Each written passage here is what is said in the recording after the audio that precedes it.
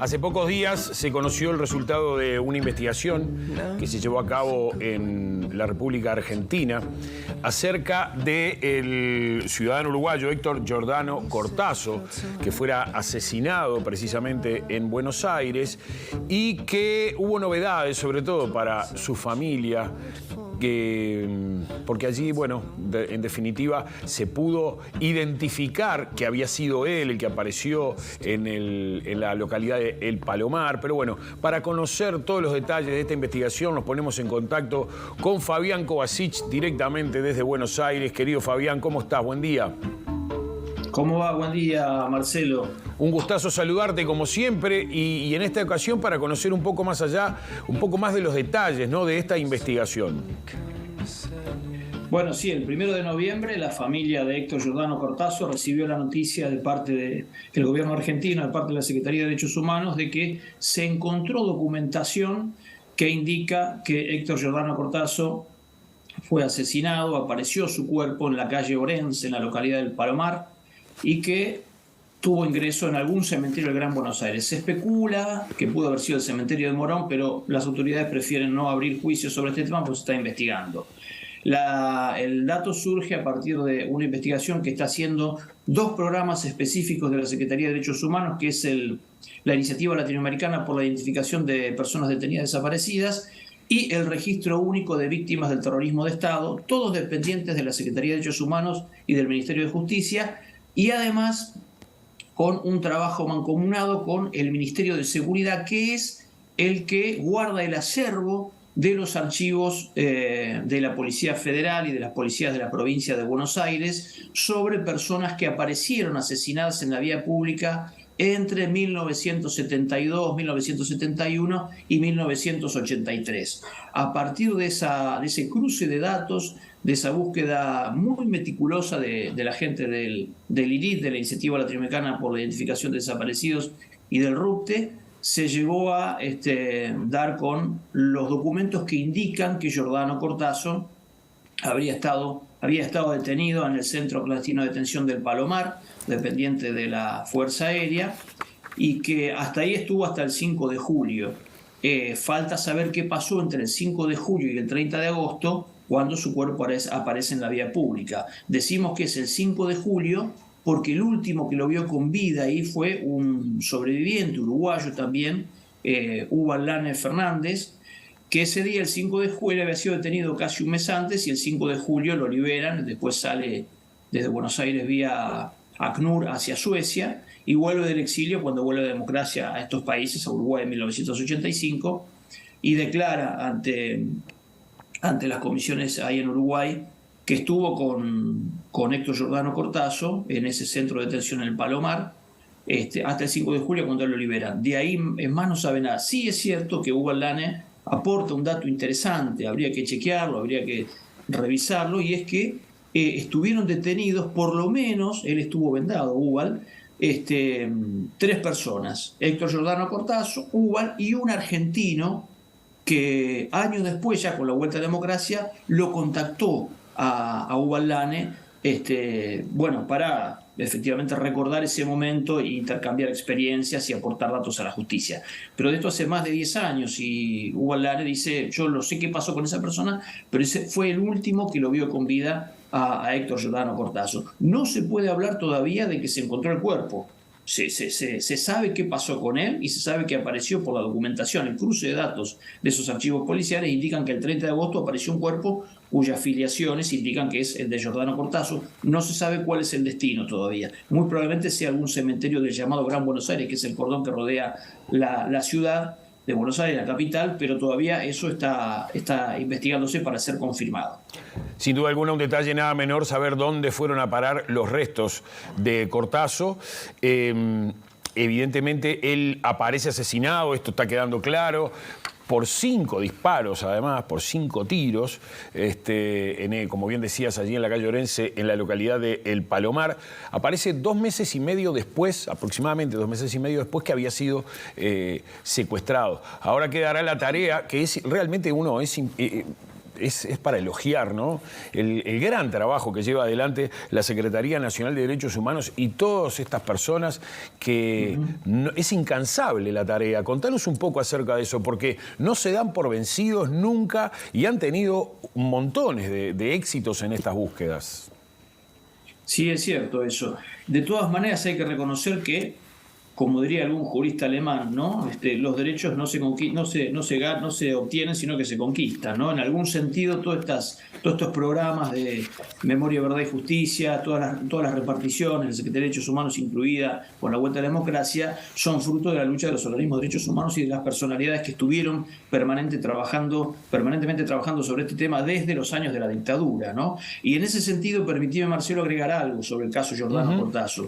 Es interesante pensar que este dato encontrado en esos archivos perdidos, digamos así, de la Policía Federal, abre la expectativa de qué nos vamos a encontrar cuando efectivamente se haga público el relevamiento de información desde 1956 que se está haciendo en los archivos de la CIDE. Algunos datos aparecieron y está trabajando un equipo de manera muy hermética, la prensa no ha tenido acceso todavía a lo que están haciendo. A veces aparecen algunas gotitas, como algunos datos que le pasaron de la CIDE, digamos ahora de la AFI, la Agencia Federal de Inteligencia, al juez Rafecas, sobre algunos casos de lo que fue Orleti y lo que fue el Centro Clandestino de Detención de Bacacay, pero hay que reconocer que eso es fruto de ese trabajo mancomunado permanente y muy fuerte, que además ahora está teniendo por lo menos dos frutos novedosos, ¿no? En primer lugar, de parte del lado uruguayo, la presentación el 4 de octubre de la Institución Nacional de Derechos Humanos en el Tribunal Oral Federal de La Plata número 1, aportando información sobre posibles traslados entre Argentina y Uruguay del grupo de 22 uruguayos detenidos en lo que fueron los centros clandestinos de detención de Pozo de Banfield y Pozo de Quilmes, en la zona sur del Gran Buenos Aires, y que fueron secuestrados entre los últimos días de diciembre de 1977 y que permanecieron los últimos detenidos hasta mediados, junio, julio, agosto, en algunos casos, de 1978. Esa presentación me parece que toma impulso o le da impulso a la investigación del Tribunal Oral Federal Argentino en ese sentido, incluyendo la pata uruguaya, digamos, dentro de lo que es el Plan Cóndor. Y además hay dos datos interesantes. En noviembre del año pasado se presentó un conocido para los uruguayos y para los argentinos, Jair Krischke, el titular del Movimiento de Justicia y Derechos Humanos, junto con el Premio Nobel de la Paz, Adolfo Pérez Esquivel, para presentar una denuncia por un secuestro de un ciudadano brasileño que venía de Santiago de Chile rumbo a Montevideo en 1971, en junio del 71. El avión baja de Santiago de Chile en Ezeiza y ahí Edmur Pericles Camargo es detenido por la Policía Federal Argentina, trasladado al aeroparque y de ahí en un avión trasladado hacia Brasil. Digo esto porque el dato no es menor, porque esa presentación hecha en noviembre del año pasado fue abonada con información de documentos desclasificados en Brasil, obtenidos por Krischke, sobre la previa al Plan Cóndor. Es decir, los datos, uno llama Cóndor a lo que pasó entre las dictaduras del 75, 76, al 78, 79, 83, ponele, cuando se fue la dictadura en Argentina, y 85 en Uruguay. Pero hay toda una cosa previa que Krischke encontró y que además aparece en estos días ahí en Montevideo en el libro que publicó la académica Francesca Lesa, Los Juicios del Cóndor, sobre todo lo que fue la inteligencia previa. El primer caso que detecta Krischke y Francesca Lesa es el de un ciudadano brasileño, después del golpe de Estado del 64, que se traslada en masa muchos exiliados brasileños hacia Montevideo, se establece una central de inteligencia brasileña en Montevideo, y ahí detienen al primer ciudadano brasileño en noviembre del 69 y es entregado por la policía uruguaya en la frontera, en la zona de Rivera, a las autoridades brasileñas. Y el segundo caso se da en 1971 en la Argentina con el gobierno del dictador Roberto Marcelo Levingston, cuando Roberto Jefferson Cardín, que estaba exiliado en Montevideo, es contratado o tomado como asesor del gobierno de Salvador Allende en Chile para trabajar como representante chileno en la ALALC. Y cuando viaja de Montevideo hacia Santiago de Chile, va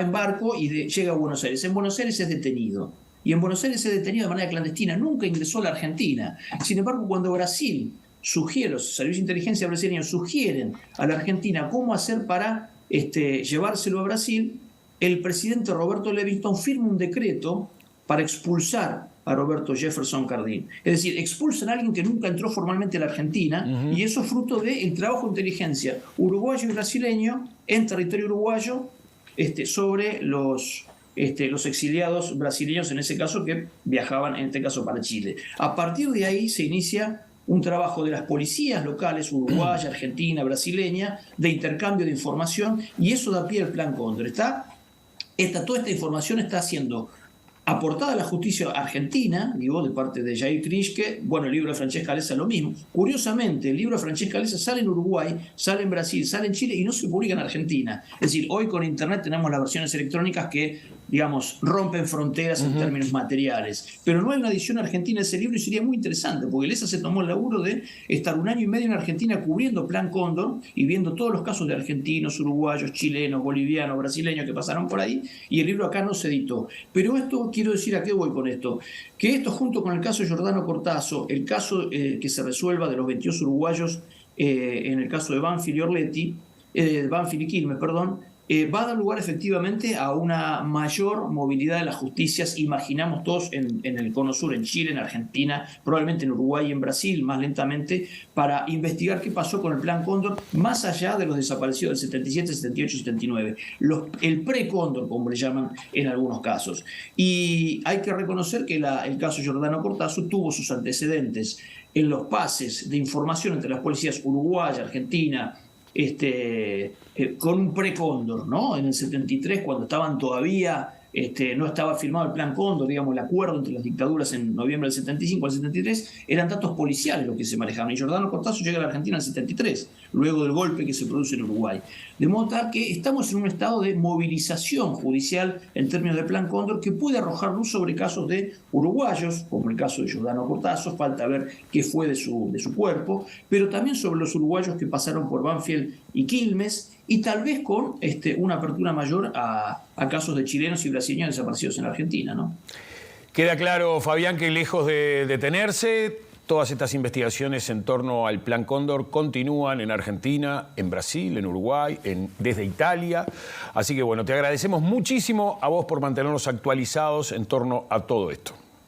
Por favor, te pido 5 segundos, Marcelo. Dale. Para algo. Quiero pedirle disculpa al pueblo uruguayo por el ataque de chauvinismo en Argentina, por el hecho de que la selección nacional con Messi a la cabeza se llevó yerba uruguaya a Qatar. Les pedimos disculpas, un sector de la sociedad que no vemos eso como un ataque de nacionalismo. Así que esperemos que la polémica no crezca. No pasa nada, por favor. Además, esa yerba, que es una marca uruguaya, seguramente va a ser plantada, debe venir de Brasil o capaz que hasta de Paraguay. No nos pongamos a discutir acerca del origen de la yerba que va a viajar a Qatar. Ojalá que les haga muy bien tanto a los futbolistas argentinos y uruguayos y latinoamericanos en general, y que les vaya muy bien. Gracias, Fabián. Nos vemos. Adiós, Marcelo.